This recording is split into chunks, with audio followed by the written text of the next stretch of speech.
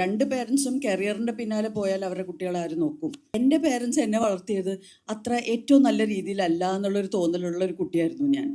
എന്നെ കുറേം കൂടെ കെയർ ചെയ്യാമായിരുന്നു. എന്നെക്കുറിച്ച് എന്നുവെച്ചാൽ ആദ്യം ഞാൻ ഭയങ്കരമായിട്ട് ഇൻഡിപെൻഡൻസിന് വേണ്ടി ഫൈറ്റ് ചെയ്തൊരു കുട്ടിയാണ്. അപ്പോൾ അവർ അവസാനം നോക്കിയപ്പോൾ എല്ലാം തന്നെ തന്നെ ചെയ്യുന്നുണ്ട്, എന്നാൽ ചെയ്തോട്ടെ എന്ന് വിചാരിച്ച് വിട്ട പേരൻസാണ്. പിന്നീട് എൻ്റെ കംപ്ലൈൻ്റ് ആയിരുന്നു, എന്നെ സപ്പോർട്ട് ചെയ്തില്ല, എന്നെ എല്ലാത്തിനും ഒറ്റയ്ക്ക് വിട്ടു. എന്നുവെച്ചാൽ നമ്മുടെ മനസ്സിൽ ഈ ഐഡിയാസ് മാറിക്കൊണ്ടേയിരിക്കും. പിന്നീട് കുട്ടികൾ എന്നാൽ ഞാൻ പേരൻ്റ് ആവണ്ട എന്ന് തീരുമാനിച്ചു.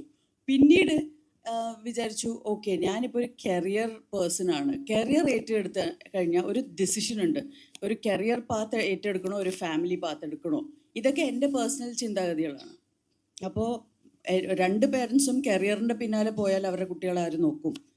അപ്പം I believe that parenting and കുട്ടികളുടെ കാര്യം വളരെ കോൺഷ്യസ് ആയിട്ട് എടുക്കേണ്ട ഒരു ഡിസിഷൻ തന്നെയാണ് നമ്മുടെ സമൂഹത്തിൽ. നല്ലൊരു തലമുറ, ഓരോ തലമുറ ബെറ്റർ ആൻഡ് ബെറ്റർ ആവണമെങ്കിൽ ആ തലമുറയിൽ പേരൻസ് വളരെ കോൺഷ്യസ് ആയിട്ട് എടുക്കേണ്ട ഒരു തീരുമാനമാണ്.